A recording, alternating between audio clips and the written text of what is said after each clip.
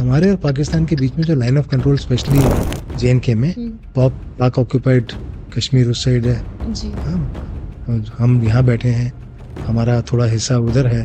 उसके बीच में जो बाउंड्री 1971 की लड़ाई के बाद बनी थी, तो जो जहाँ बैठा था वो पोस्ट उनके पास थे, बीच में लाइन ऑफ कंट्रोल बन गई, तो बड़ी टेढ़ी मेढ़ी है लाइन ऑफ कंट्रोल। एक जगह थी जहाँ पे हम नीचे बैठे थे और चारों तरफ दुश्मन बैठा था ऊपर ना, 3 तरफ से दुश्मन, एक तरफ से वैली थी, वैली के एंड में हमारी एक पोस्ट थी, उसमें 10-11 लोग बैठे थे। मेरा क्या था कि रात को फ़ोन बजेगा, अगर रात को 1-2 बजे फ़ोन अगर आएगा तो कोई हेलो करने के लिए, गुड मॉर्निंग, अपना बर्थडे विश करने के लिए तो फ़ोन नहीं करेगा ना, रात को कोई प्रॉब्लम होगी तभी कोई फ़ोन करेगा। तो मेरे को रात को 2 बजे फ़ोन आया, 2 बजे फ़ोन आया, कहते हैं कि जी हमारे यहाँ पे पोस्ट पे दुश्मन की पोस्ट ऊपर है, वहाँ से एक दुश्मन का जवान नीचे गिर गया, he is fallen down and he's fallen down. He is come about say 100 to 150 meters, 200 meters from our post. He is lying there and is moving.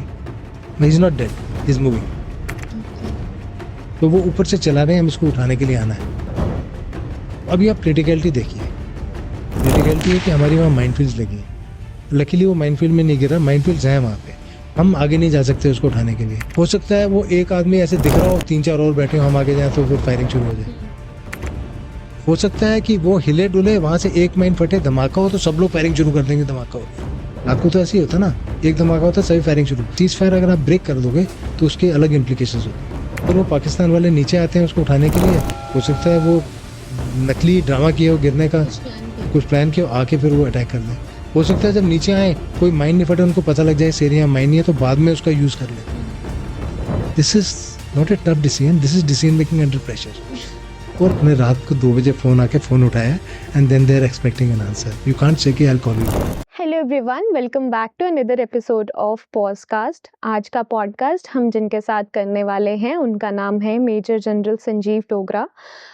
वो जम्मू एंड कश्मीर से बिलोंग करते हैं। He was commissioned into the 16th battalion of chart regiment, also commissioned राष्ट्रीय rifles. उन्होंने almost हर high altitude regions पे सर्व किया है, including Siachen and Kargil.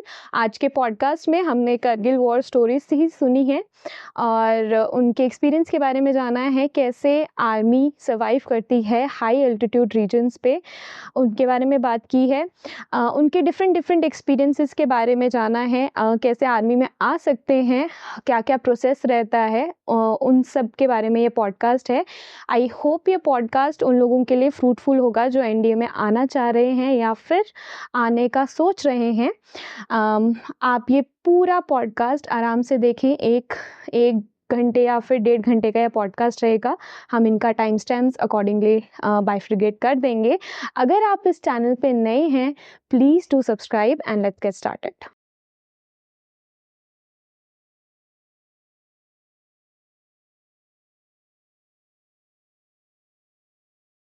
Hello everyone, welcome back to another episode of podcast. आज के पॉडकास्ट में हमारे साथ बहुत ही खास गेस्ट हैं, उनका नाम है general Sanjeev Dogra. Sir, thank you so much for doing this podcast with us. Sir, शुरू करने से पहले अपने बारे में अगर थोड़ा सा बताएं। मैं जम्मू से बिलोंग करता हूँ जी। सांबा के पास एक गाँव है खकवार, वहाँ से। ओके। और 1983 में मैं NDA में चला गया था एंड 2024 में मैं NDA से ही रिटायर होकर वापस आया। तो अगर मैं बीच का आपको जर्नी नहीं बताऊं तो आपको ऐसा लगेगा कि मैं NDA में ही गया और NDA से ही मगर बीच के जो 41 इयर्स थे वो काफ़ी इवेंटफुल थे। बहुत कुछ सीखने को मिला जी, बहुत कुछ करने को मिला जी, तो बहुत अच्छा लगा। ओके। सर, मैं अगर आपको बोलूं कि आप आर्मी लाइफ को शॉर्ट में बताएंगे कैसा है, क्योंकि हम बाहर हैं, हमें इतना ज्यादा नहीं पता है, तो अगर आप शॉर्ट में बताना चाहें कैसी लाइफ होती है आर्मी वालों की। बड़ी इंटरेस्टिंग लाइफ होती है, बहुत अच्छी होती है। अगर कोई मुझे आज बोले दोबारा, तो मैं दोबारा चाहूंगा कि मैं दोबारा आर्मी में रिक्रूट भर्ती हो जाऊं, मैं दोबारा आर्मी में काम करने लगूं। मुझे बड़ी अच्छी लगती थी आर्मी, और अच्छी लगती है और अच्छी लगती रहेगी। 1983 में ज्वाइन किया था मैंने, जैसे मैंने बताया आपको NDA में। 83 का दौर अलग था, वो टाइम अलग था। 71 की जो लड़ाई हुई थी उसको हुए करीब 12 साल ही हुए थे। ओके। तो वो 71 की लड़ाई सबके दिमाग में अभी ताज़ा थी। हम लोग क्योंकि 60s के 66 का पैदाइश थी मेरी, तो हम लोगों ने 71 की लड़ाई देखी थी। तो उनमें याद था कि जहाज आते हैं, ब्लैकआउट होता है, तो बच्चे उस समय के ना मोटिवेटेड होते थे आर्मी ज्वाइन करने के लिए। ओके। पिक्चरों में भी गाने आते थे, उस मुल्क की सरहद को कोई छू नहीं सकता, जी। जिस मुल्क की सरहद के निगहबान है आज। इस तरह के गाने सुन सुन के, ये बातें सुन के हम बड़े हुए। 70s, लेट 70s और अर्ली 80s में ना हीरो अमिताभ बच्चन होता था। वो एंग्री यंग मैन की एक्टिंग करते थे। और एंग्री यंग मैन की एक्टिंग के टाइम हर एक स्कूल का बच्चा, हर एक कॉलेज का बच्चा, they used to question the organisation, they used to question the system. तो सबकी मेंटेलिटी वैसी होती थी। अब ये मेंटेलिटी लेके, ये व्यूज लेके, ये मोटिवेशन लेके मैं 1983 में एनडीए में गया। वहां की दुनिया अलग थी। वहां का रहन सहन अलग था, वहां का दस्तूर अलग था, डिसिप्लिन अलग था। घर का डिसिप्लिन अलग होता, वहां का डिसिप्लिन अलग था। सुबह 6 बजे उठना, पीटी करनी, ड्रिल करनी, पढ़ाई करनी, आर्मी की ट्रेनिंग करनी, बाकी गेम्स खेलनी, तो अलग अलग चीजें हुआ करते थे। एनडीए में जब गए तो वहां पे नई तरह के लोग मिले। 280 कैरेट्स थे हम लोग जब एनडीए ज्वाइन करते थे। 280 कैरेट्स होते थे एक बैच में। 6 बैच रहते हैं एट ए टाइम इंडिया में, तो एक बैच में 280 कैरेट्स होते थे, जिसमें कुछ फॉरेन कैरेट्स होते थे और अपने जो इंडियन कैरेट्स होते थे देश के हर कोने से होते थे। हर एक का रहन सहन अलग होता था, हर एक का बात करने का ढंग अलग होता था, हर एक का खाना अलग होता था। देश के हर कोने से लोग आते थे। अब आप किसी को नहीं जानते वहां पे। आप एक ऐसी जगह से आए हो जेएनके से, हमारा बातचीत अलग है, हमारे दोस्त तो सारे यहाँ रह गए, वहां पे सब कुछ नया था। यहाँ पे घर में सोते थे, अगर बच्चा अगर सो के थोड़ी देर नहीं भी उठा तो मम्मी कहती सोने दो बेटा इसको, थोड़ी देर लेट उठ जाएगा, कौन सी आग लग रही है। अगर वहां पे तो अपने टाइम से उठना है, वहां पे टाइम से सारे काम करना है, पढ़ना भी है, वो फिजिकल एक्टिविटीज भी करनी है। तो ये सब चीजें जब आप एक साथ करते हो, एक साथ झगड़ा लग रहा है, एक साथ मुश्किलों का सामना कर रहे हो, एक साथ बाकी काम कर रहे हो, ये सब करते करते जितने भी बाहर बाहर से लोग आए थे जिनको आप जानते नहीं थे, थोड़े दिन में ये आपके भाई बन जाते हैं। और जब 3 साल की आप ट्रेनिंग करते हो, ये आपके कोर्समेट बन जाते हैं। और जो जज्बा कोर्समेट्स का होता है वो ऐसे होते हैं कि आपने जीना मरना साथ है। तो जो 280 लोग हम लोग एनडीए से पास आउट हुए थे, अभी उसमें से कुछ हैं जो हमको छोड़ के चले गए हैं, मगर बाकी लोग हैं हर साल 2 साल में मिलते हैं आपस में। लोग मिलते हैं, उनमें वो जज्बा अभी भी, जज्बा वो जो एनडीए से जज्बा बना था वो धीरे धीरे धीरे धीरे चल के बढ़ता रहता, वो खत्म नहीं होता, उल्टा और ज्यादा प्रबल हो जाता है और तेज हो जाता है। तो ऐसे ट्रेनिंग होती है, आपको बहुत चीजें सिखाई जाती हैं एनडीए में। ड्रिल है, पीटी है, लड़ाई करने का ढंग है, पढ़ाई है। हमारे टाइम तो बीए और बीएससी होती थी, आजकल वहां पे बीटेक भी होती है। ये करने के बाद आप जब ट्रेन होकर अफसर बनते हो तो वो आपके लाइफ में एक बहुत बड़ा दिन होता है। आप एक स्टूडेंट से आप एक कमीशन ऑफिसर बन गए, और आपके ऑफिसर बन गए तो ये नहीं कि आप फ्री हो गए हो, आपके कंधे में बहुत सारी रिस्पॉन्सिबिलिटीज आ जाती है, बहुत सारी जिम्मेवारियां आती है। तो जो फेज होता है एक स्टूडेंट से ट्रेनिंग का फेज, एक फेज होता है। ट्रेनिंग के बाद ऑफिसर बन के एक यंग ऑफिसर का, और एक नई ऑर्गेनाइजेशन में आप अपनी जगह बना रहे हैं। पहले अपनी जगह ढूंढ रहे हैं और ढूंढने के बाद अपनी जगह बना रहे हैं। वो बड़ा इंटरेस्टिंग फेज होता है। वो जब इंटरेस्टिंग फेज हमारा शुरू हुआ तो 1991 की बात है मेरे ख्याल से। हमारी यूनिट जो है, हमारी पोस्टिंग सियाचिन में होगी, सियाचिन ग्लेशियर।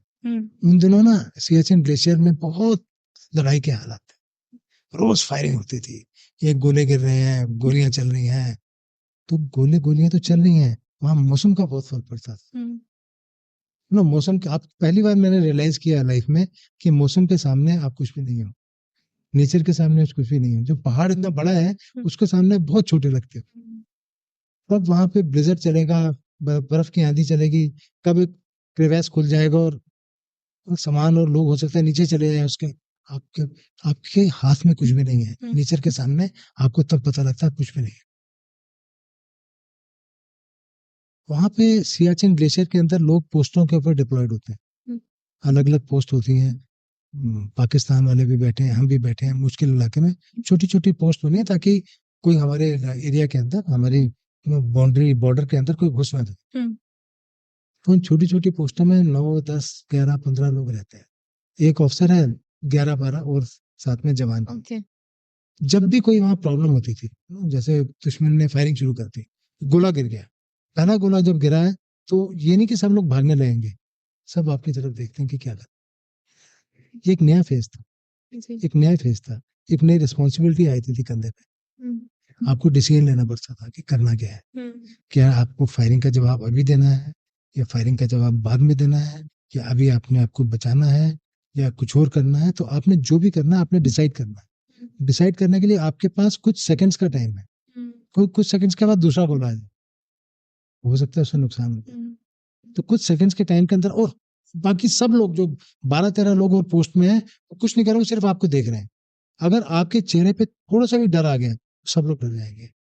अगर आपने अपने चेहरे को चेयरफुल और कॉन्फिडेंट रखा, सब लोग चेयरफुल और कॉन्फिडेंट रहेंगे। तो एक नया दौर था, एक नई चीज सीखने को मिल रही थी, जो हम कहते हैं ना कि ह्यूमन रिसोर्स मैनेजमेंट। एमबीए करते हैं लोग एचआर में, तो जो एचआर की जो ट्रेनिंग है वो ऐसी जगहों में एचआर की ट्रेनिंग होती है।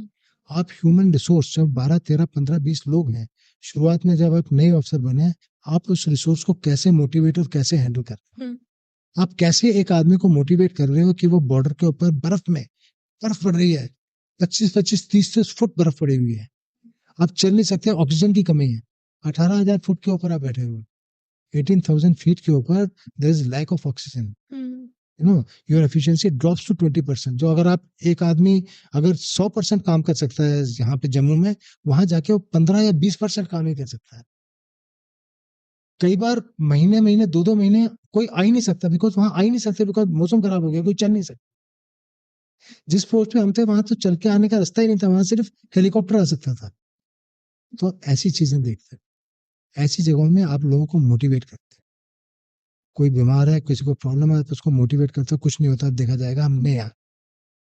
तो ये जो टेक्निक्स होती है मोटिवेशन की, जो टेक्निक्स होती है लोगों को, टीम को एक लीड करने की, वो techniques hands on experience army आपको देती है।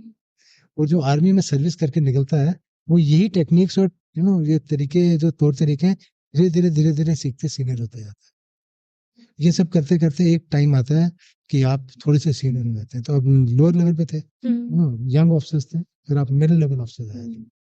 जब मैं मिडिल लेवल के, मैं मानता हूँ जब मैं कमांडिंग ऑफिसर बना यूनिट का, वो बात है 2004 की। 2004 में मैं एक यूनिट का कमांडिंग ऑफिसर बना। उस समय हम लोग गुरेज में पोस्टेड थे। मैं कश्मीर में एक जगह गुरेज, बहुत सुंदर जगह, आप जाइए कभी वहां पे, आपको बहुत अच्छा लगेगा। गुरेज में एक पहाड़ है, उसका नाम है हब्बा खातून। हब्बा खातून ना पहले बहुत बड़ी पोएट होती थी यहाँ पे। उन पोएट के नाम से वो पहाड़ का नाम हब्बा खातून रखा। अगर आप उस पहाड़ को सुबह देखोगे, दिन के टाइम जब सूरज निकलता है देखोगे, आपको अलग दिखेगा। जब दोपहर को उसको पहाड़ को देखोगे आपको अलग दिखेगा। और जब सूरज डूब रहा होता है, जब सूरज की किरणें ना वहां पहाड़ के ऊपर, बर्फ के ऊपर चमक रही होती हैं, आपको पहाड़ लग रहे हैं। बहुत सुंदर जगह है गुरेज। तो हमारी पोस्टिंग उस समय गुरेज में थी, 16 जाट में था मैं, और हम लोग गुरेज में पोस्टेड थे। और वो बड़ी अच्छी मिलिटेंट्स बहुत आते थे वहां से, बहुत ज्यादा इन्फिल्ट्रेशन हो रही थी मिलिटेंट्स की, तो बहुत ऑपरेशन, काफी वहां पे लड़ाई के हालात रहते थे, काफी चौकन्ना रहना पड़ता था, और बहुत मुश्किल काम था। गुरेज इलाका मुश्किल है, सुंदर है मगर बहुत टफ एरिया है। अगेन एल्टीट्यूड बहुत हाई है वहां। तो क्योंकि लोग भी जो गुरेज के थे मुझे बहुत अच्छे लगते थे, मेरे बहुत अच्छे दोस्त बन गए थे, अभी भी दोस्त हैं, अभी भी मेरी बातें होती हैं उनसे। लोकल्स, हाँ लोकल लोग अभी भी बात करते हैं, मिलने आते हैं, यहाँ पे फोन करते हैं। तो वहाँ के जो एमएलए हैं वो तो मेरे तब से मेरे बड़े अच्छे दोस्त हैं। तो हाँ, तो वहां पे जब हम थे तो वहां से मेरी पोस्टिंग आ गई, और मुझको बोला गया कि अभी आप गुरेज में, अभी आप जाके 61 राष्ट्रीय राइफल्स थी, नई राष्ट्रीय राइफल्स बटालियन थी, आपने उसको रेस करना, तो भी आपने एक नई बटालियन खड़ी करना। तो राष्ट्रीय राइफल्स आपको पता होगा कि पूरे जेएनके में जहाँ पे भी मिलिटेंसी और इंसर्जेंसी थी, वहां पे राष्ट्रीय राइफल डिप्लॉय होते थे। अगर 90s में देखेंगे, 90s के दौर में जो मिलिटेंसी पे काबू किया गया था, जो इंश्योर किया था कि मिलिटेंसी फैले नहीं और सब कुछ ठीक रहे, हालात ठीक रहे, तो उसमें राष्ट्रीय राइफल्स का बहुत हाथ था। बहुत अच्छा काम करती थी और करती है राष्ट्रीय राइफल्स, बहुत जरूरी थी। तो सरकार थी उस समय और राष्ट्रीय राइफल्स बटालियन को रेस करनी थी। तो 2004 में मैं लेफ्टिनेंट कर्नल था उस समय, तो मेरे को बोला कि आप जाइए, बरेली जाइए और वहां पे 61 आरआर को रेस कीजिए। तो गुरेज में क्रिकेट मैच हो रहा था। तो जब क्रिकेट मैच में लोगों को पता लगा कि मैं जा रहा हूँ यहाँ से, तो उन्होंने कहा साहब आप राष्ट्रीय राइफल्स में जा रहे हो? मैंने कहा हाँ। कहते हैं आप तो बड़े शरीफ टाइप के हो, हैं? तो आप राष्ट्रीय राइफल्स में कैसे जा सकते हो? तो मैंने उनको बताया, मैं कहा भाई यहाँ मेरा काम अलग था, वहां मेरा काम अलग है, आदमी तो एक है। जी। उसका दोहा है कबीर का कि रहीम का दोहा है कि रहीमन कुआं एक है पर पानी भरे अनेक। रहीमन कुआं एक है पर पानी भरे अनेक, भांडे का ही भेद है, पानी सब में एक। तो यही है कि हम सभी जो है ना, आर्मी में सभी एक जैसे होते हैं। जी। चाहे वो इन्फेंट्री में है, चाहे आर्टिलरी में है, चाहे आर्मर्ड कोर में, चाहे आर जैसा टास्क मिलता है, जैसा हुक्म मिलता है, जैसा सरकार बोलती है वैसा काम। तो फिर मैं आरआर में गया, तो यही तो लोग, तो गुरेज के लोग, और ये जो आरआर बटालियन हमने रेस की थी वो महोर में डिप्लॉय हुई थी। यहाँ रियासी के आगे एक जगह है महोर, जी। बहुत मिलिटेंसी थी उन दिनों वहां पे। 2005 से लेकर 7 तक मैं महोर में था। अभी जब मैं रिटायर हो रहा था ना, तो महोर के लोग तो फोन करके बात करते रहते थे मुझसे। जब मैं रिटायर हो रहा था तो महोर के लोगों ने कहा साहब हम ढोल लेके आएंगे, आप रिटायर हो रहे हो। तो आप सोचो कि जो लोग कहते थे कि आप आरआर में जा रहे हो, आरआर ऐसी होती है, मगर हम जब महोर में डिप्लॉय हुए तो महोर में नौकरी किए हुए मुझे तकरीबन 18 साल हो गए हैं अभी। 18 साल से वो लोग मेरे टच में हैं, 18 साल से उनसे मेरी फ्रेंडशिप है। कई लोग उनके बच्चे बड़े हो गए, कई लोग जो मेरे साथ रहे थे, मैं मिलता हूँ उनसे, मेरे दिमाग में उनकी फोटो वही है कि एक आदमी है 30-35 साल का, मगर अब वो 55-60 साल का हो गए। तो कभी मिलते हैं तो बड़ा अजीब सा लगता है, मगर फ्रेंडशिप उनके साथ अभी भी है। कुछ भी होता है, कभी कभी टेररिस्ट रिलेटेड इंसिडेंट हो जाता है मोहर में से, तो मिलिटेंट की बात होती है, कुछ होता है वहां पे, वहां के लोग फोन कर बताया साहब ऐसा ऐसा हो गया, तो वहां पे कुछ होता है, मुझे इमीडिएटली पता लग जाता है, क्योंकि उनके दिमाग में अभी भी है कि हाँ मैं इंसर्जेंसी और टेररिस्ट वाला काम करता हूँ अभी भी कर। तो जो मिडिल एज में जब एक राष्ट्रीय राइफल्स बटालियन को रेस करना था, तो उसमें क्या है कि लोग अलग अलग जगह से आते, कोई एक यूनिट से आ रहा है, कोई दूसरी यूनिट से आ रहा है, कोई इन्फेंट्री का है तो कोई गार्ड्स का है, कोई एएससी का है तो कोई ऑर्डिनेंस का है, कोई इंजीनियर्स का है, कोई ईएमई का है। अलग अलग जगह से लोग आते हैं, अलग अलग जगह से लोगों को इकट्ठा करके आप एक बटालियन को रेस करते हो। बहुत अच्छा एक्सपीरियंस था। जैसे एक प्रोजेक्ट मैनेजमेंट का काम होता है, हम ना जब कॉर्पोरेट लाइफ में हम लोग प्रोजेक्ट मैनेजमेंट करते हैं, स्पेशली कंस्ट्रक्शन रिलेटेड काम, या कुछ आप नया प्रोजेक्ट शुरू कर रहे हो, स्टार्टअप्स होते हैं, प्रोजेक्ट मैनेजमेंट करते हैं। तो इस तरह के जब आप काम करते हैं आर्मी के अंदर, तो आप प्रोजेक्ट मैनेजमेंट में एक्सपर्ट हो जाते हैं, क्योंकि आपको 60 डेज का, अपना 6 मंथ्स का टाइम होता है। 6 मंथ्स में आपने एक बटालियन को, लोगों को इकट्ठा करना है, उनको ट्रेन करना है, उनको एक टीम बनाना है, वो टीम बना के उनको, वो इंसर्जेंसी तो लड़ाई वाली हालत है, लड़ाई वाली हालत में जहाँ उन्होंने एक टीम और एक यूनिट की तरह जाके ऑपरेशंस करते हैं। तो उससे बड़ा प्रोजेक्ट मैनेजमेंट क्या हो सकता है, क्योंकि बाकी जगह तो आप एक्सटेंशन ले सकते हो ना, कि ठीक है प्रोजेक्ट खत्म नहीं हो रहा, 2 महीने एक्सटेंशन। यहाँ कोई एक्सटेंशन नहीं है। बाकी जगह अगर आपका प्रोजेक्ट ठीक नहीं हुआ तो होगी, बिल्डिंग ठीक नहीं बनी तो भाई आपका प्रोडक्ट ठीक नहीं है तो बिकेगा नहीं। मगर यहाँ अगर आपकी ट्रेनिंग ठीक नहीं है, आपकी टीम बिल्डिंग ठीक नहीं है, ऑर्गेनाइजेशन लर्निंग ठीक नहीं है आपकी, तो फिर आपका जो प्रोडक्ट है उसको लड़ाई में गोली लग जाएगी, लॉस ऑफ लाइफ हो जाएगी, और लॉस ऑफ लाइफ एक्सेप्टेबल नहीं है। आप कभी नहीं चाहेंगे कि आपकी गलती की वजह से किसी का नुकसान। ये चीजें सीखने को मिलती हैं आर्मी में। जी। तो मिडिल लेवल के बाद फिर आप जब सीनियर होते हैं, या मिडिल लेवल में ही मैं कॉलेज ऑफ डिफेंस मैनेजमेंट में भी था, 3 साल के लिए वहाँ पढ़ाता था ऑपरेशन रिसर्च। वो भी बड़ा इंटरेस्टिंग सब्जेक्ट था, स्टैटिस्टिक्स पढ़ाता था, बड़ा अच्छा था। उसके बाद जब मैं और सीनियर हो गया, तो ब्रिगेड कमांड करते हो आप, डिव कमांड करते हो। तो जब मैं डिव कमांड की मेरे बारी आई, तो मैं कारगिल में डिप्लॉयड था, और वो बड़ा इवेंटफुल टाइम था कारगिल में। एक तो कारगिल 1999 में कारगिल बड़ा लाइमलाइट में आया था, कोई कारगिल की लड़ाई हुई थी। आज जो आप लोगों की जनरेशन है, जो यंग जनरेशन है, उनके दिमाग में 62 या 71 की लड़ाई उनके दिमाग में नहीं, उनके दिमाग में कारगिल की लड़ाई, उनके दिमाग में कैप्टन विक्रम बत्रा की लड़ाई, उनके दिमाग में ये जो लड़ाइयाँ टाइगर हिल में हुई हैं, या तोलोलिंग में हुई हैं, या खालूबाग में हुई हैं, उनकी लड़ाई में दिमाग में वो लड़ाई। तो जब आप एक्चुअली में, जब मैं वहां गया तो मुझे बड़ा फख्र महसूस हुआ कि मैं ऐसी जगह, जो बड़ी हिस्टोरिक जगह है, वहां पे आके, और क्योंकि एक्टिव ऑपरेशन थे, आप लाइन ऑफ कंट्रोल के ऊपर बैठे हुए थे, वो बहुत बड़ा एरिया था लाइन ऑफ कंट्रोल, तो बड़ा मुश्किल एरिया था, बहुत मुश्किल एरिया था। वहां पे जो हाइट थी फिर से 17,000 18,000 फुट के ऊपर जवान बैठे हैं। और जब मैं सियाचिन में था तो मैंने बताया था ना, आप हो और आपके साथ 11 जवान है। अब आप हो और आपके साथ 30,000 जवान है। 30,000 से 40,000 troops are there in that area who are directly responsible for their training, for their equipment, for their well-being, for their health, for everything, and for the sanctity of the line of control. फिर जो line of control है, आप उसके लिए पूरी तरह से जवाबदार, वहाँ कुछ गड़बड़ नहीं हो सकती। मगर केवल यही नहीं था, वहां पे उस समय क्या हुआ कि जो धारा 370 का पूरा हुआ था, जब उसको एब्रोगेट किया गया था, वो भी 2019-20 में हुआ था। मैं कारगिल में था उस समय जब ये पूरा हुआ था। तो बड़ा सेंसिटिव था मामला उस समय। और उसके इमीडिएटली बाद थोड़े दिन के बाद कोविड शुरू हो गया। जी। तो ये जो मेरा टेन्योर था कारगिल में बहुत इवेंटफुल रहा। पहले लाइन ऑफ कंट्रोल के ऊपर उनको सीखना, उनको समझना, वहाँ पे वैल्यू एडिशन करना जो भी कर सकते हो, फिर आर्टिकल 370 की एब्रोगेशन, और उसके बाद ये कोविड बना, नई चीजें देखने को मिली, नई चीजें सीखने को मिली। और ये सब करते करते फिर मैं एनडीए में आ गया, कि जहाँ से निकले थे, जहाँ से हम भर्ती हुए थे, जहाँ से आर्मी में आया था, और वहीं पे मैं फिर deputy commander to chief instructor बन गया था। तो जो मैं सीखता था अब मैं वो सिखाता था। तो हाँ, तो बड़ा अच्छा लगा। 2.5 साल में एनडीए में रहा, मुझे बहुत अच्छा लगा। आप एनडीए जैसी जगह में बहुत अच्छा कर सकते हो, जो कैडेट्स हैं उनकी ट्रेनिंग में बहुत आप कंट्रीब्यूट कर सकते हो। उनके जो वैल्यूज, मॉरल्स एंड एथिक्स में आप बहुत कंट्रीब्यूट कर सकते हो।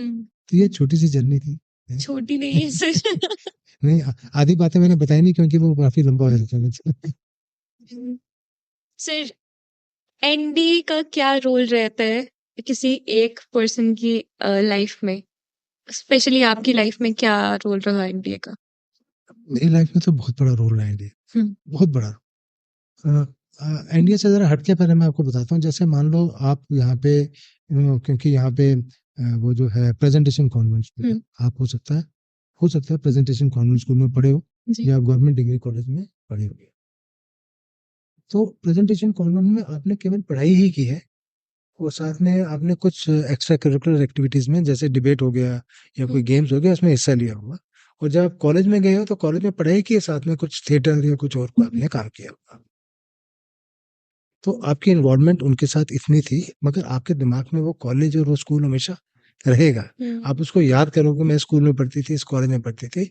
और जब आप एनडीए जाते हैं तो एनडीए में आप ट्रेनिंग के अलावा और भी बहुत कुछ करते हैं। एक जो टीम बिल्डिंग होती है ना, वो टीम बिल्डिंग कराई जाती है एनडीए। मैंने बताया था ना, अलग अलग जगह से बच्चे आते हैं, बच्चे मिलके एक टीम बन जाते हैं।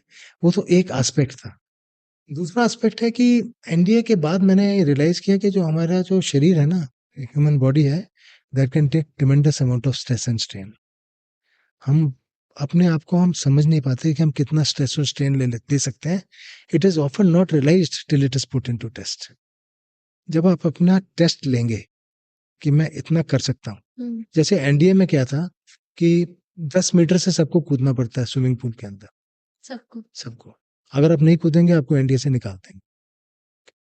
तो मुझे तो हाइट से डर लगता था। 1 मीटर से तो मैं कूद जाता था, मगर 3 मीटर से 4 मीटर से मुझे डर लगता था। मगर 10 मीटर से कूदना तो मैंने सोचा भी नहीं था मैं कूदूंगा कभी। मगर जब मैं देखता था कि हमारे जो पूरे कोर्समेट हैं, साथ वाले लोग हैं, सब कूद रहे हैं, तो मैं क्यों नहीं कूद सकता? एक बार मैं 10 मीटर से कूद गया, अब मैं जो कितनी भी हाइट से कूदवा दूं मैं कूद सकता हूँ। क्योंकि आप 10 मीटर से कूद गए तो आप में कॉन्फिडेंस आ गया। एनडीए में कहते थे कि कूदने और गिरने में, या तो आप 10 मीटर से गिरोगे आपको, या आप कूदोगे। कूदने और गिरने में सिर्फ एक धक्के का फर्क होता है। गिरना है यानी आपको किसने पीछे से पुश किया, आप गिर गए। कूदना है यानी कि आप 10 मीटर पे खड़े हो, आपने एक पैर आगे निकाला, एक स्टेप लेके नीचे कूद गए। It takes some heart. तो आप में कॉन्फिडेंस आया था। सिर्फ यही नहीं, आप वहां पे जोश रन होते हैं, रन होते हैं, क्रॉस कंट्री रन होता है, जिसके अंदर आप 12-12 किलोमीटर भाग रहे हो। और 12 किलोमीटर ये नहीं कि आप जॉग कर रहे हो, आप फुल स्पीड में भाग रहे हो। अभी मैं इंडिया में था तो जो अच्छे रनर होते थे हमारे, वो करीब 3 मिनट में 1 किलोमीटर कर रहे होते थे, 12 kilometre. 3 minutes, less than 3 minutes to a kilometer they used to be run. We also used to run, maybe more than 3 minutes, but everyone used to run. In addition to that, जोश run होते थे जहां पे पूरा सामान लेके 10 kg load उठाया हुआ, राइफल उठाया हुआ, 40 किलोमीटर पूरी रात भर भाग रहे हो। ये चीजें करके ना आप में कॉन्फिडेंस आया था, आप में कॉन्फिडेंस आया था कि मैं सब कुछ कर सकता हूँ। तो जब आप एनडीए से ट्रेनिंग करके निकलते हो, एक तो आप एक टीम का हिस्सा बन जाते हो, आप एक ग्रुप का हिस्सा बन जाते हो, आप एक ट्राइब, जैसे आप पॉज ट्राइब है ना, तो आप एक ट्राइब है ना, आपने पॉज ट्राइब क्यों लिखा आपने tribe? Because you want to show that you are a group, you are a tribe, you are a community, you are a team. तो एनडीए से जब आप निकलते हो, आप एक ट्राइब बन जाते हो, आप एक टीम बन जाते हो जी। वो जो जज्बा टीम का है ना, वो एक बड़ा ही प्यारा जज्बा होता है, बहुत अच्छा जज्बा होता है, वो आ जाता है। एनडीए के अंदर आप में मॉरल वैल्यूज एंड एथिक्स की ट्रेनिंग दी जाती है। देखिए, जब आप लड़ाई में होते हैं तो एक हमारी जो बॉडी है ना, जो हमारा दिमाग है, उसके अंदर एक कुछ हार्ड वायरिंग होती है पहले से। एक हार्ड वायरिंग होती है जिसको कहते हैं सेल्फ प्रिजर्वेशन। यानी कि अगर यहाँ पे आग होगी, मैं थोड़ा पीछे हट जाऊंगा, क्योंकि सेल्फ प्रिजर्वेशन हार्ड वायरिंग में है ना। अगर कोई चाकू लेके आ रहा है तो आदमी पीछे हो जाएगा, क्योंकि सेल्फ प्रिजर्वेशन हार्ड वायरिंग में है। मगर जब लड़ाई होगी, और लड़ाई में जब दुश्मन गोलियां चला रहा होगा और आपकी हार्ड वायरिंग में सेल्फ प्रिजर्वेशन है, मगर आपने वहां पे जाके दुश्मन से लड़ना है, अपनी जान की कीमत जान की कीमत नहीं लगाई आपने, जान की कोई वैल्यू नहीं लगाई, और आपने दुश्मन से जाके मुकाबला करना और देश के लिए लड़ाई जीतनी है। तो that is the time then you have to decide that ethical dilemma is there in your mind. You have to decide self preservation versus duty towards the nation. ये आदमी एक दिन के अंदर ये डिसीजन नहीं लेता है, ये डिसीजन ट्रेनिंग के से लेता है, एक ट्रेनिंग के थ्रू लेता है। तो एनडीए में जो आप में वैल्यूज, मॉरल्स एंड एथिक्स सिखाए जाते हैं आपको, जो आप में वैल्यू सिस्टम डाला जाता है एनडीए में, वो ऐसा डाला जाता है कि आप हमेशा सही काम करने की शपथ लेते हैं। एक एनडीए में हर एक कैडेट सुबह एक प्रेयर बोलता है, O God help us to be physically strong, morally awake and mentally physically strong, mentally awake and morally straight. लंबी है, मैं पूरी बोलूंगा नहीं। तो वो हर रोज इस चीज को रिपीट कर रहा है। एक कोड ऑफ कंडक्ट भी है, एक एथिकल कोड ऑफ कंडक्ट भी होता है। एथिकल कोड ऑफ कंडक्ट को भी आदमी हर रोज रिपीट करता है। तो एक वैल्यू सिस्टम एक हर एक कैरेट के अंदर डाला जाता है। जैसे हमारा गुरुकुल सिस्टम होता था ना पहले, हमारा एजुकेशन सिस्टम गुरुकुल सिस्टम पे बेस्ड था, जहाँ जो टीचर होता था, टीचर नहीं होता था, वो मेंटर होता था। आजकल स्कूल में टीचर होते हैं, वो टीचर एक they are on a contract, so they come, they get paid and they teach. Some teachers are good teachers. Good teachers are those who become mentors. Good teachers are those जिससे आप values सीखते हो। School आप केवल academic education के लिए नहीं जाते हो, स्कूल वैल्यू सीखने के लिए जाते हो। मैं यहाँ पे कई रूरल बच्चों से भी बात करता हूँ, मैं बड़ा अच्छा लगता है। रूरल बच्चे होते हैं, उनके वैल्यू सिस्टम बहुत अच्छे हैं। वो एक्चुअली में जानते हैं क्या सही है क्या गलत है। क्यों? क्योंकि उनके घर में उनको वैल्यू सिस्टम सिखाया गया है, उनके स्कूल में उनको वैल्यू सिस्टम सिखाया गया है। तो एनडीए का एक बहुत बड़ा रोल है कैडेट्स को अच्छा वैल्यू सिस्टम देने का, और एनडीए रोल बहुत अच्छी तरह निभा रहा है जी। तीसरी चीज है वहां पे, क्योंकि आज की डेट में जो अगली जो लड़ाइयां होंगी, वो ट्राई सर्विस लड़ाइयां होंगी। हम कहते हैं ना कि थिएटर कमांड्स बनेंगी, इंटीग्रेटेड कमांड्स बनेंगी, ट्राई सर्विस वॉरफेयर होगा। तो ट्राई सर्विस वॉरफेयर की जो नींव है वो एनडीए में रखी गई। एनडीए में आर्मी, नेवी और एयरफोर्स तीनों के कैडेट एक साथ ट्रेनिंग करते हैं। तो मैंने बताया था, अब एक टीम बन जाते हो, एक ट्राइब बन जाते हो। उस ट्राइब के अंदर, उस टीम के अंदर नेवी वाले कैडेट्स भी हैं, एयरफोर्स वाले भी हैं, आर्मी वाले भी हैं। कल को जब ये ट्राई सर्विस वॉरफेयर में एक साथ काम करेंगे, तो सोचिए उनकी दोस्ती कितनी होगी। कभी प्रॉब्लम हो सकती है कि आगे जाके नहीं हो सकती। तो ये भी बहुत बड़ा रोल एनडीए अदा कर रहा है। अगली चीज जो एनडीए में होती है वो एकेडमिक एजुकेशन होती है। तो जैसे मैंने बताया था ना, मैं 11th पास करके एनडीए में चला गया था। अभी आजकल लोग 12th पास करके एनडीए में जाते हैं। तो जब 12th पास करके कैडेट्स एनडीए में जाते हैं, तो हम उनको वहां पे बीटेक की डिग्री देते हैं। कुछ लोग बीएससी केमिस्ट्री करते हैं, कुछ बीएससी कंप्यूटर साइंस करते हैं, कुछ लोग बीए करते हैं। तो यानी ग्रेजुएशन की डिग्री भी एनडीए में दी जाती है। उसके अलावा जो बेसिक मिलिट्री ट्रेनिंग होती है, चाहे वो आर्मी रिलेटेड है, एयरफोर्स की थोड़ी फ्लाइंग रिलेटेड है, नेवी की थोड़ी सीमैनशिप रिलेटेड है, वो ट्रेनिंग दी जाती है। इसके अलावा एक बहुत अच्छा जो एस्पेक्ट है एनडीए ट्रेनिंग का, वो है एक्स्ट्रा करिकुलर एक्टिविटीज। उसके अंदर बहुत सारी गेम्स हैं। You name A game, it is conducted in NDA.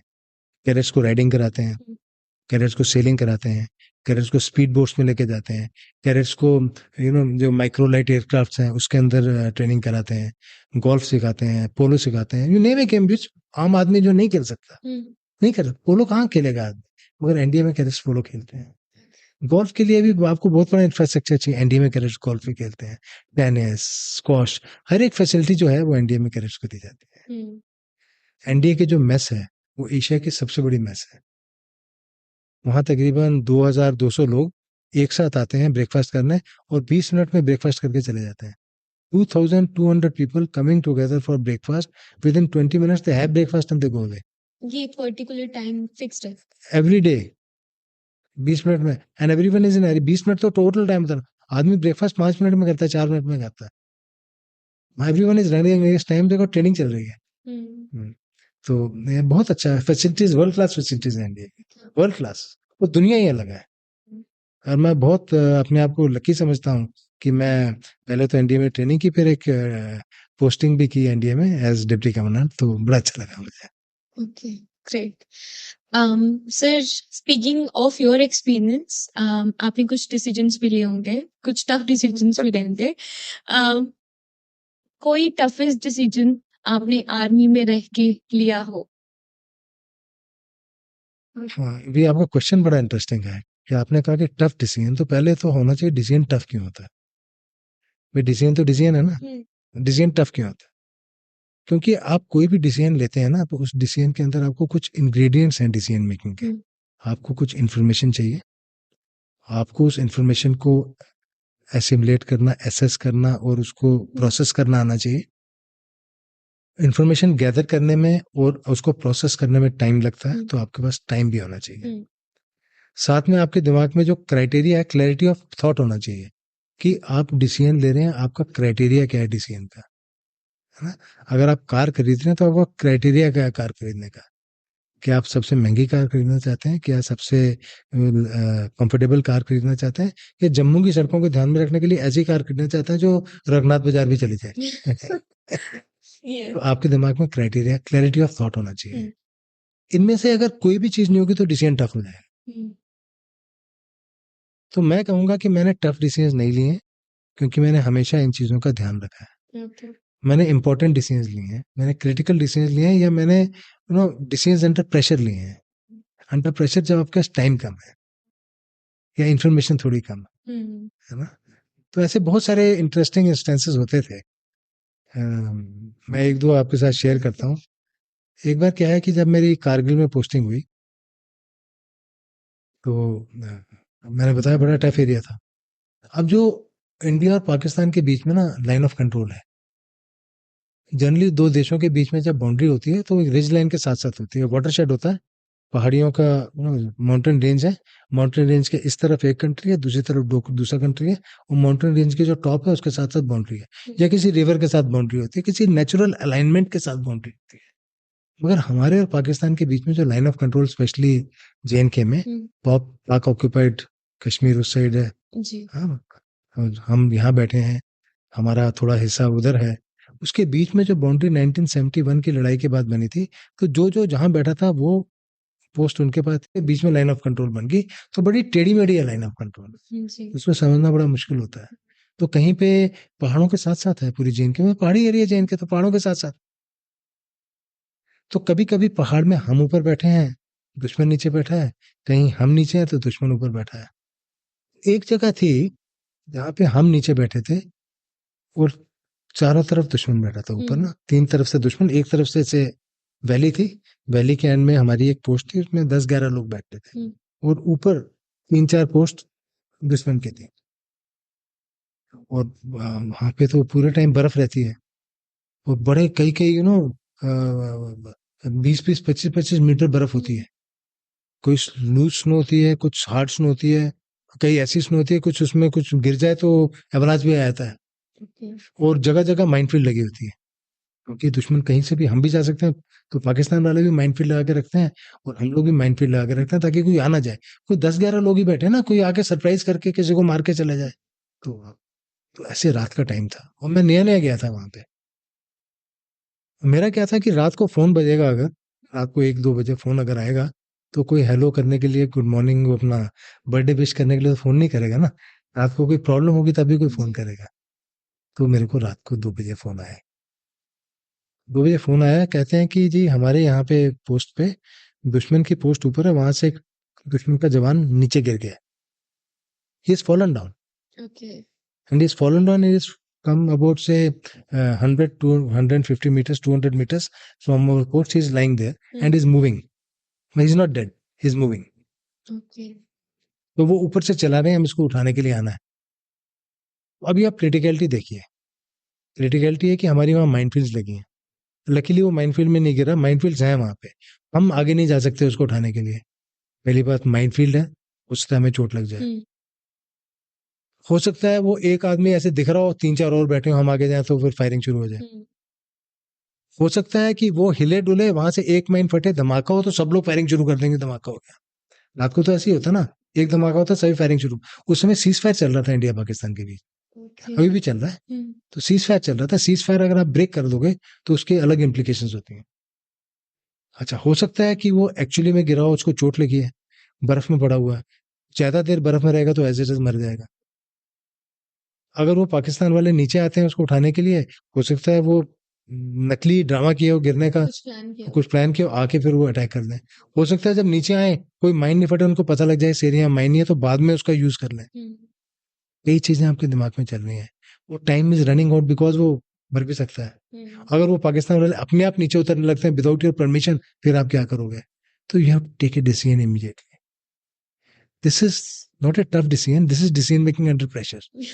और क्योंकि मैं उस समय नया था तो मुझे एरिया के बारे में ज्यादा पता भी नहीं था, और रात को 2 बजे आप किसी से पूछ भी नहीं सकते ना कि क्या करना है, आपने खुद ही डिसाइड करना है। सब आपकी तरफ देख रहे हैं, अब सब सोच रहे हैं कि भाई क्या बोलोगे आप, फोन के ऊपर आप हो, वो आपसे जवाब एक्सपेक्ट कर रहे हैं।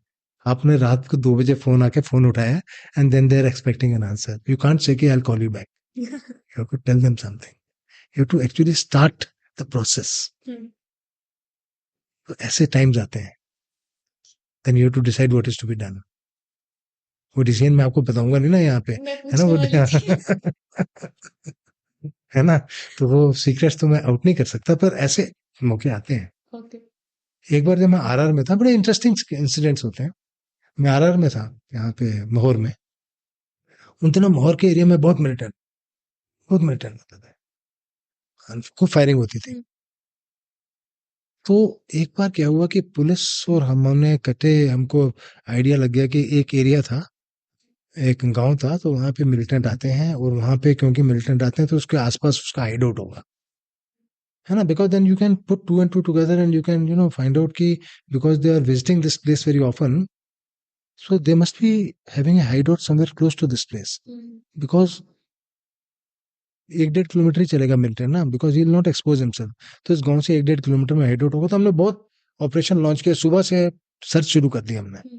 करते करते करते शाम के तकरीबन 4 बजे एक केव थी, उसका मुंह बड़ा छोटा था, अंदर बड़ी थी, मुंह छोटा था, आगे बुशेस थी, तो वहां से फायरिंग हुई। तो इसका मतलब मिलिटेंट अंदर फायरिंग कर रहे हैं, मिलिटेंट, तो उससे जखेर लिया। तो जब तक घेरा लगा तो तब तक आपके 5-5:30 का टाइम हो गया। अब अंधेरा करीब 6-6:15 हो जाता था उन दिनों, है ना, क्योंकि आज अभी तो 5:30 बजे अंधेरा हुआ था, उस समय क्योंकि टाइम रहा होगा, दिवाली के आसपास की बात है, तो करीब 6-6:15 अंधेरा होता है। तो अभी 5:30 बज गए, अंधेरे में आधा घंटा बचा हुआ है, घेरा आपने लगा दिया है, मिलिटेंट केव के अंदर है, तो राइफल की गोली तो केव में जाएगी नहीं, तो एक रॉकेट लॉन्चर होता है, रॉकेट लॉन्चर आप चलाओगे तो केव के अंदर रॉकेट लॉन्चर पे अंदर जाके बस्ट हो जाता है और मिलिटेंट मर जाएंगे फिर। तो फायरिंग करें तो मिलिटेंट ही है। अब वो आपसे पूछना है, साहब रॉकेट लॉन्चर फायर करना है, अब केव है, केव के ऊपर भी आपके ट्रुप्स बैठे हैं क्योंकि आपने घेरा डाल लिया है, केव के ऊपर भी बैठे हैं, साइड्स में भी बैठे हैं, चारों तरफ बैठे हैं।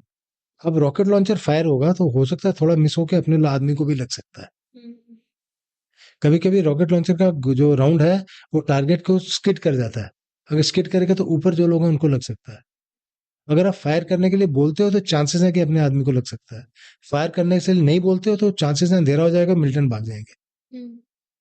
अगेन सूरज तो रुकेगा नहीं, सूरज तो चलते जा रहा है और थोड़ी देर में डूब जाएगा, जैसे डूबेगा अंधेरा हो जाएगा, अंधेरा हो जाएगा तो थोड़ा सा क्योस हो जाता है ना, पता ही नहीं लगता कौन कहाँ पे है। और क्योंकि वहां पे वेजिटेशन इतनी थिक है, आदमी धीरे से निकल के स्लिप करके निकल जाएगा, आपको पता ही नहीं चलेगा। Again then you have to decide fire करना है कि नहीं करना है, क्या करना है, you have to take a decision. एक बार हम लोग एक गांव में गए, वो गांव पहाड़ के ऊपर था, एक बहुत बड़ा पहाड़ था वहाँ पे, उस जगह का नाम है लांचा, एक लांचा करके गाँव है, महोर के पास है, वो पहाड़ के ऊपर था। तो जब भी आर्मी हम लोग जाते थे आरआर से, जब पहाड़ के ऊपर चढ़ते थे तो लोगों को पता लग जाता था कि पहाड़ चढ़ना है आपने। पहाड़ चढ़ने में आपको आधा घंटा 40 मिनट तो लगेंगे। 40 मिनट बहुत टाइम होता है कोई मिलिटेंट है उसको भागने के लिए। तो मिलिटेंट्स वहां आते थे, मगर जब भी फोर्सेस चढ़ती थी पहाड़ पे तो मिलिटेंट्स वहां से तब तक भाग जाते थे। तो हमको पता लगा है, तो एक बार हम वहां गए, तो एक ऑफिसर था मेरे साथ।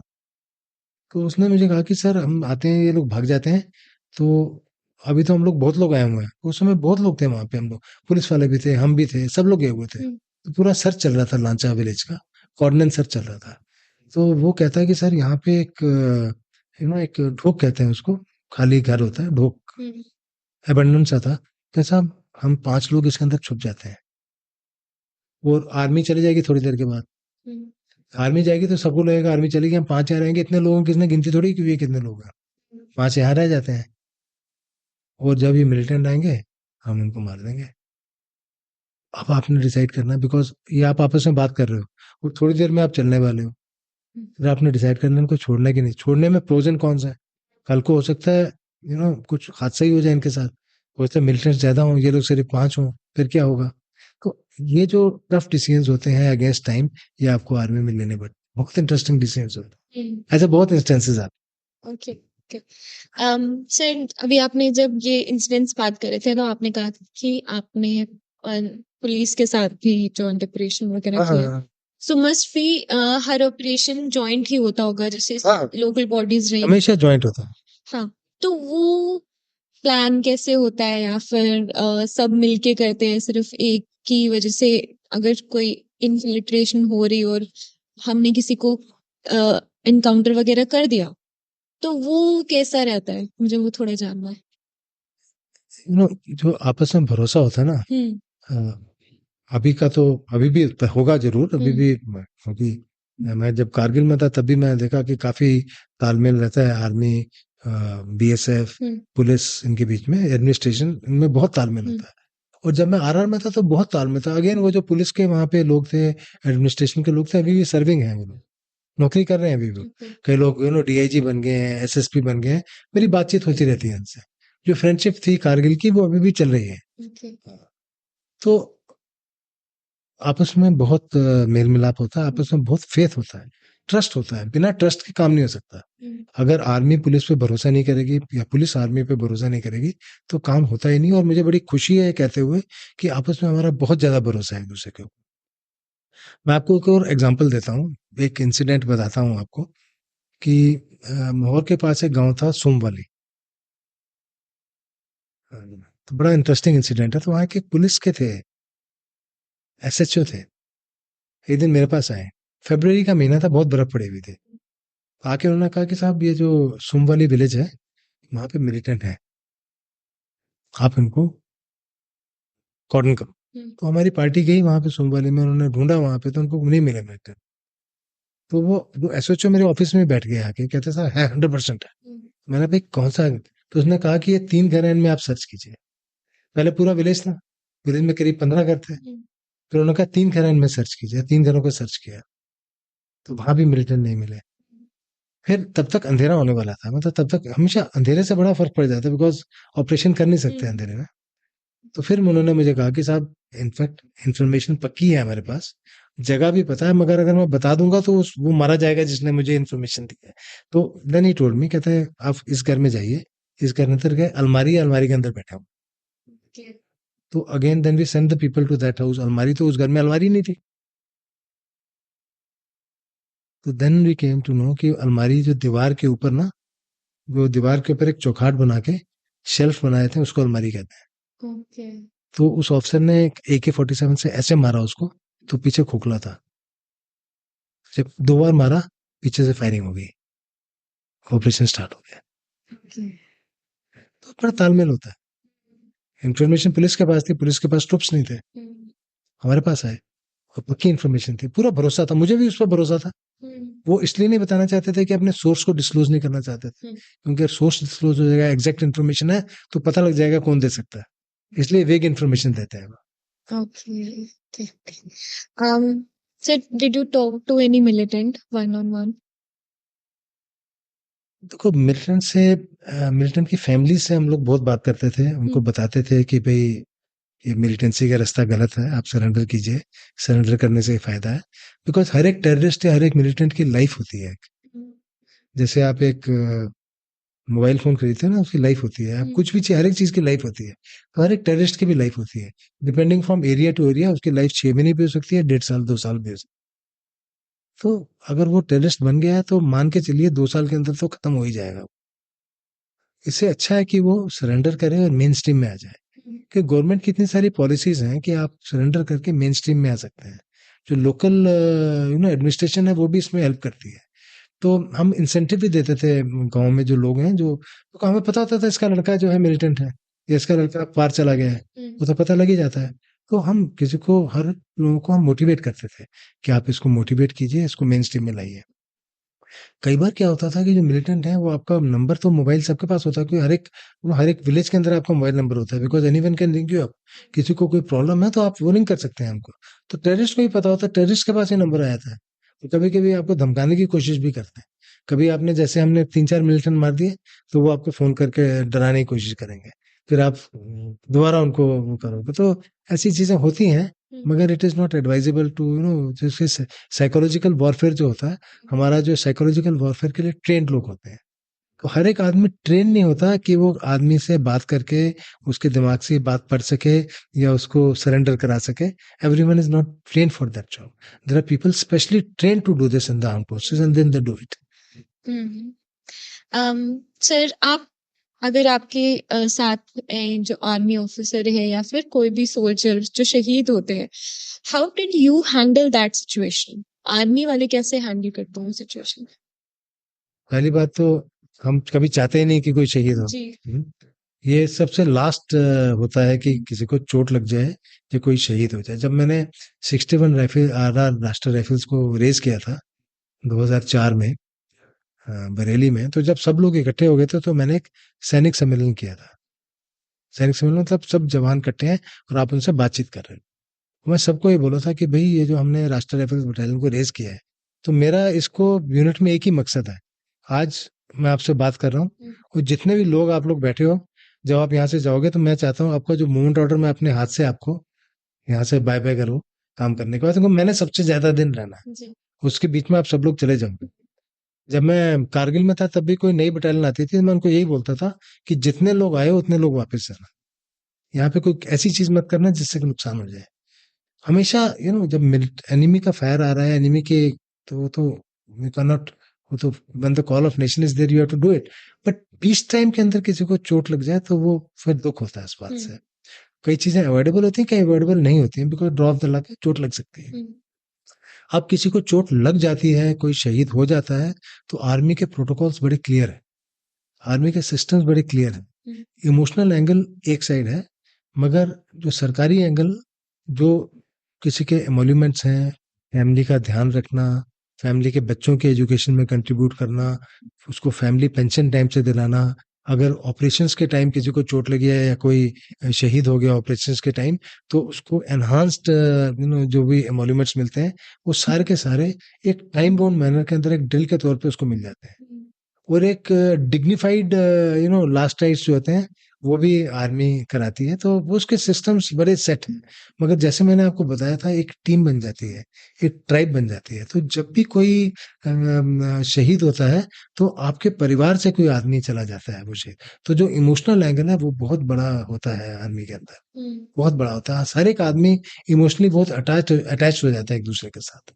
तो ये जो जितने भी लोग हमारे साथ थे, चाहे हमारे कोर्स के थे, बैच के थे, या जब आप कमांड कर रहे हो तो उस यूनिट के थे, किसी को भी कोई भी शहीद होता है तो आप फुल्ली सरकारी तौर पे भी टोटली इन्वॉल्व हो जाते हो, इमोशनली तौर पे भी टोटली इन्वॉल्व हो जाते हो उसके साथ। सबसे बड़ा तो होता है घर वालों को बताना। बिल्कुल। वो बहुत बड़ा चैलेंज होता है कि आप कैसे इन्फॉर्म कर रहे हो, किस टाइम और किसको इन्फॉर्म कर रहे हो, तो वो बहुत बड़ा चैलेंज होता है। कोई इंसिडेंस आपको याद है, किसी को आपने इन्फॉर्म किया या फिर अलग लोग होते हैं उनके लिए?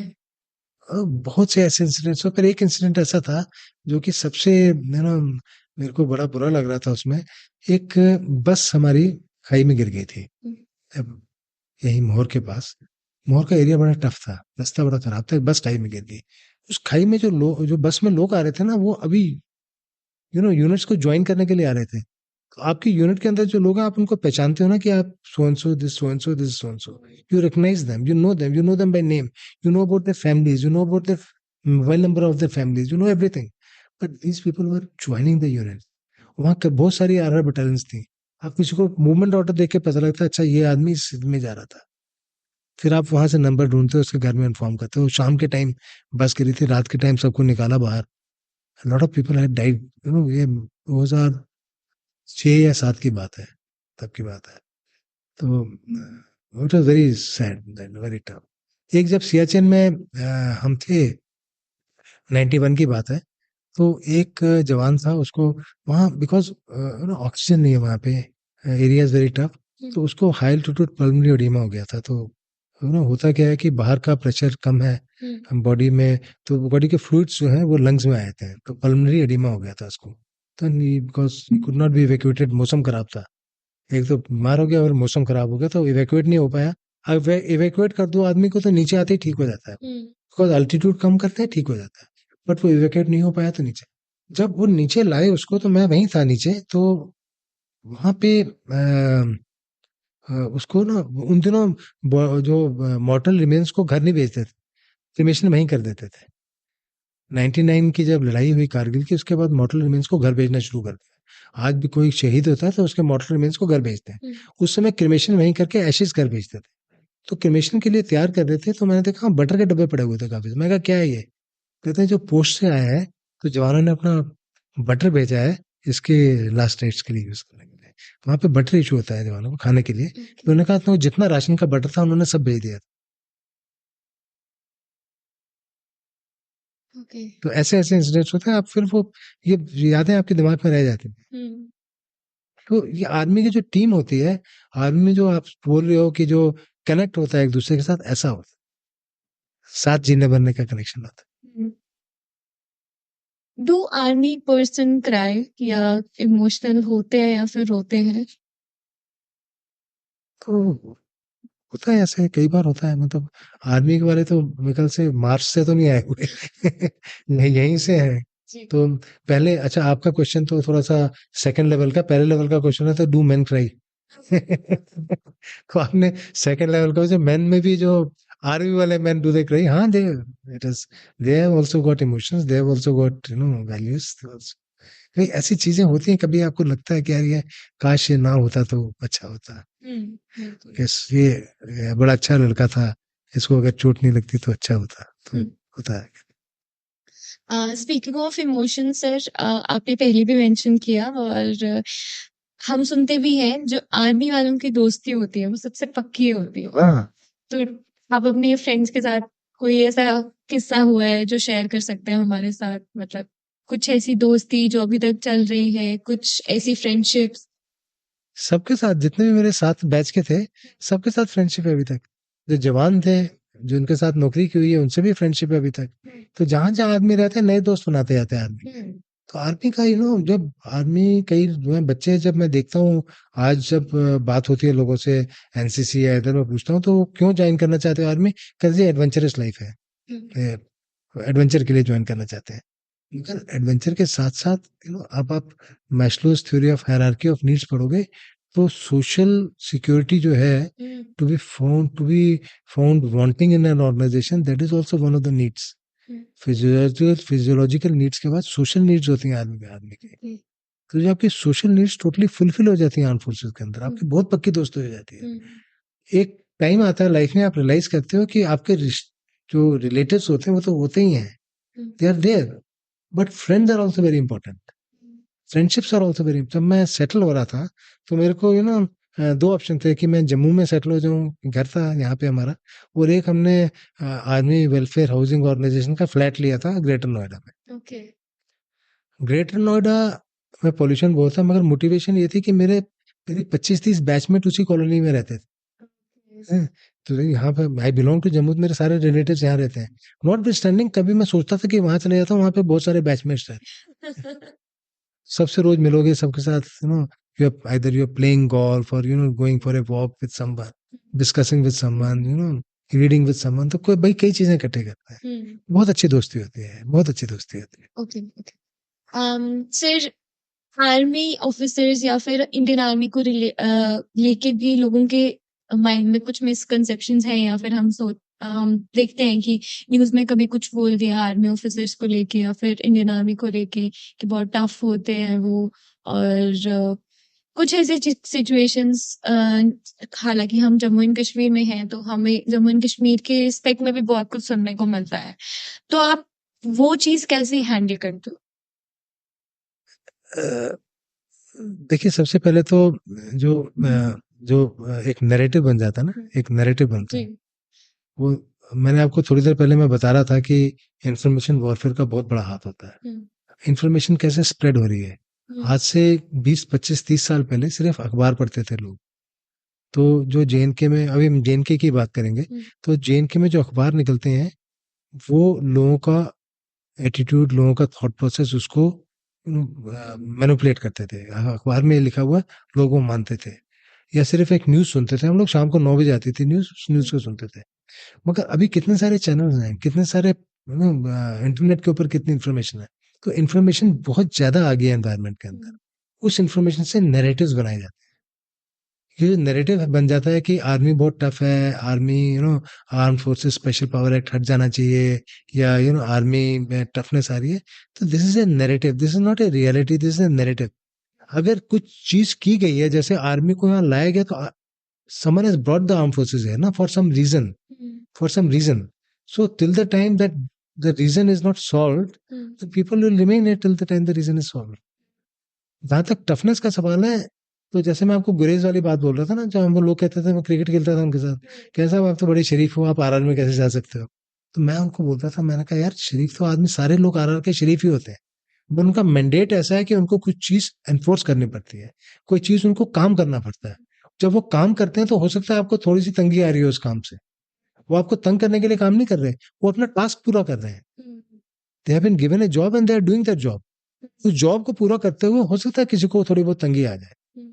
अगर वो तंगी आ रही है, तो अगर उसका ये मतलब नहीं है कि वो आर्मी वाले टफ है, इसका ये मतलब आर्मी वाले अपना काम ठीक से कर रहे हैं। ओके।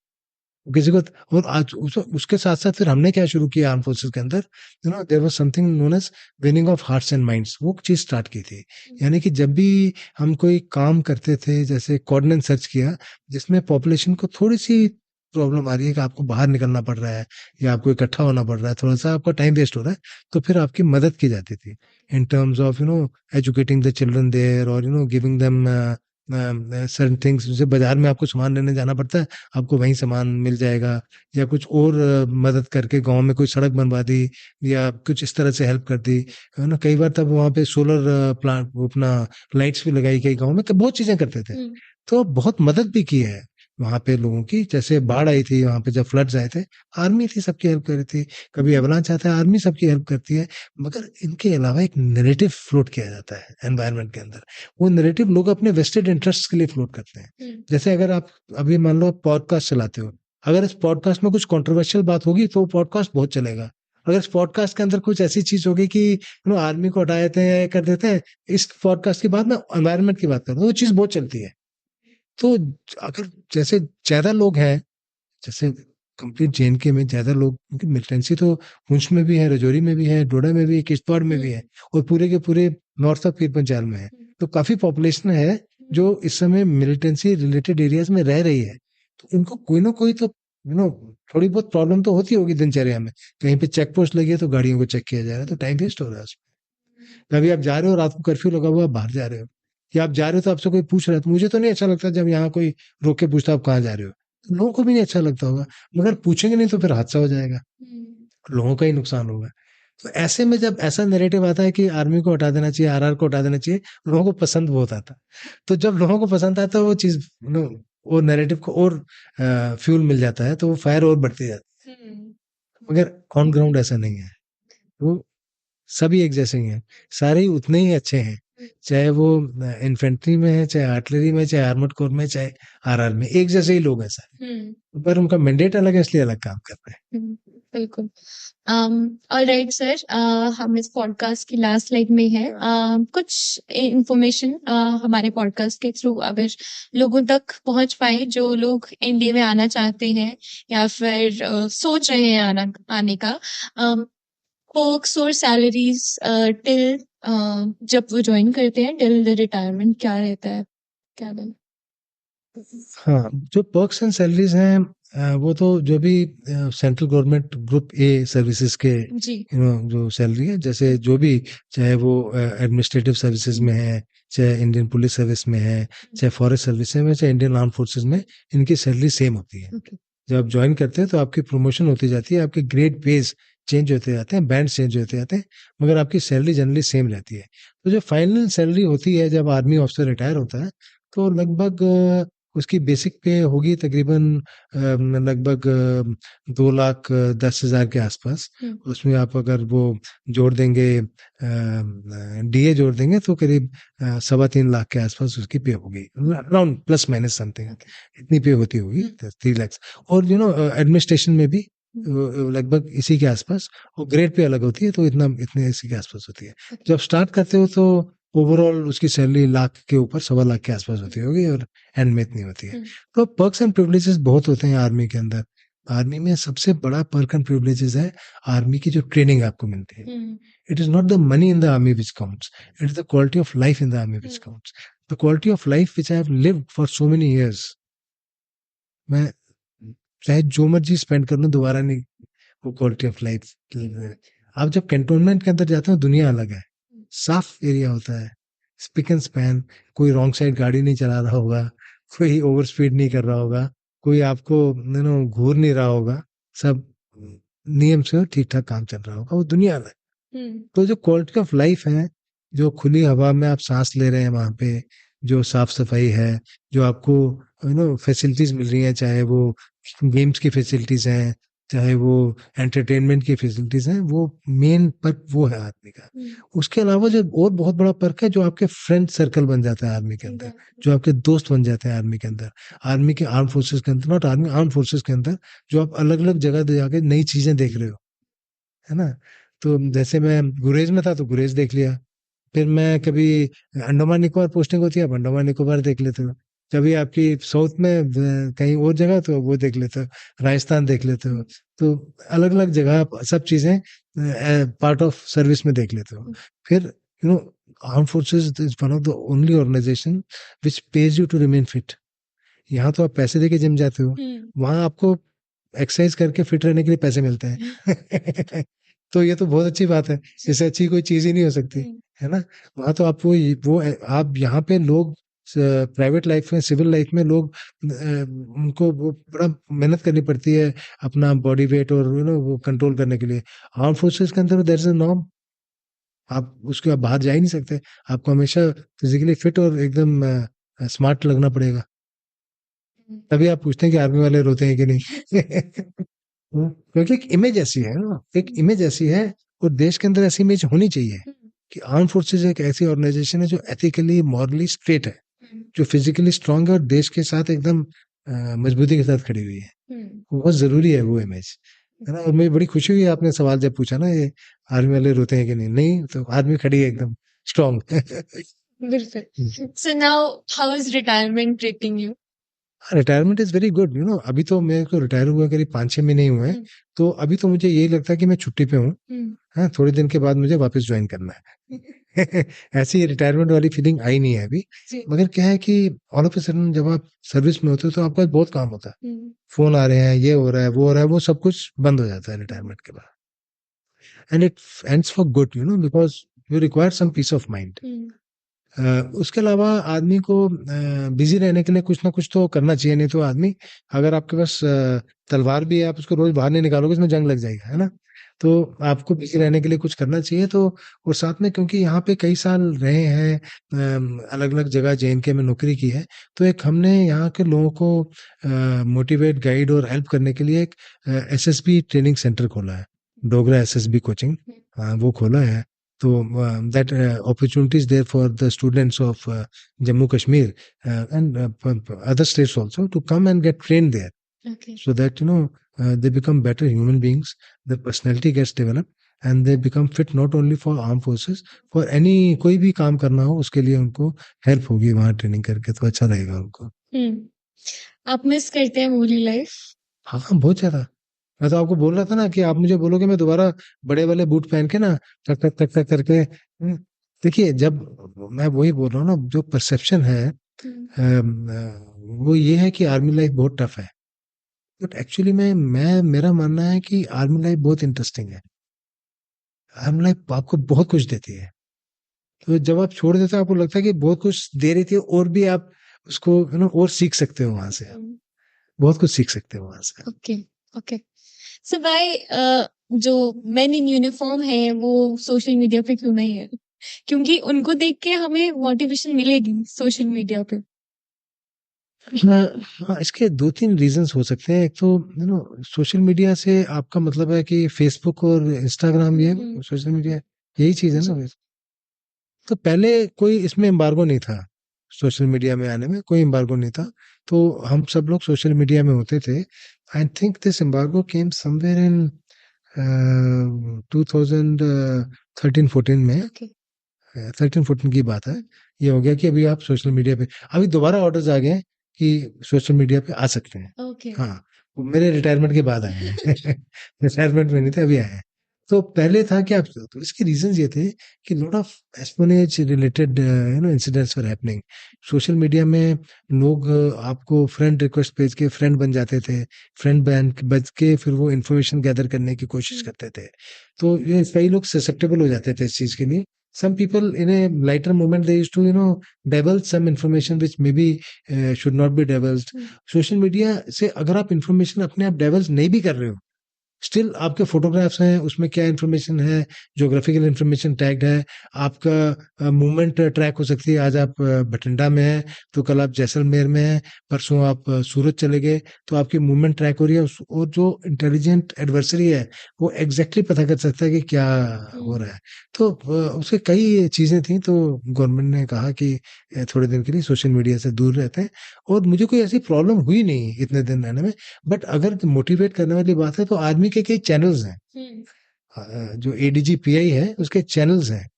आर्म फोर्स है, इंडियन आर्मी के भी, नेवी के भी, एयरफोर्स के भी अपने चैनल्स हैं जो बहुत मोटिवेटिंग है। उसके अंदर बहुत मोटिवेटिंग वीडियोस, बहुत मोटिवेटिंग इन्फॉर्मेशन जितने भी पब्लिक के पास जानी चाहिए सारी की सारी आती है उसके अंदर। Okay okay. सर, ये मेरी तरफ से लास्ट सवाल आपके लिए रहेगा कि अगर जाते जाते आपको इस पॉडकास्ट में किसी को कुछ मैसेज देना होगा, कुछ मोटिवेशन देना होगा, या फिर अपनी लाइफ के एक्सपीरियंस कुछ शेयर करना होगा so that people can listen and grow, वो क्या रहेगा? जैसे लाइफ कैसे जीनी है वो आप बता सकते हैं। नहीं, ये तो क्योंकि मैं उस लाइफ के उस पड़ाव में आ गया हूँ। जी। क्योंकि वो एक जैसे पहाड़ होता है ना, जब आपकी गाड़ी पहाड़ के ऊपर चढ़ रही होती है ना, तो उसमें बड़ा जोर लग रहा होता है गाड़ी में। जी। और जब टॉप के ऊपर जाके नीचे आती है ना, तो वो एकदम भाग रही होती है। तो हम वो टॉप से नीचे की तरफ चलना शुरू कर दिया। तो जो पहाड़ के ऊपर चढ़ने में जितनी कुछ चीजें सीखनी थी कि कहाँ गियर लगाना है, कहाँ एक्सलेटर लेना है, कहाँ टर्न करना है, कहाँ हॉर्न बजाना, वो सब कुछ सीख लिया है। वो सीख के आप लोगों को बता सकते हो। जी। तो मेरा यही मानना है कि एक सर्टेन लेवल होता है आपका सर्विस में, चाहे आप कॉर्पोरेट फील्ड में है, चाहे आप पॉडकास्ट वाले फील्ड में है, चाहे आप एजुकेशन के फील्ड में है, चाहे सर्विसेज में या सिविल ब्यूरोक्रेसी में, एक लेवल तक आपका जो प्रोफेशनल नॉलेज काउंट करता है।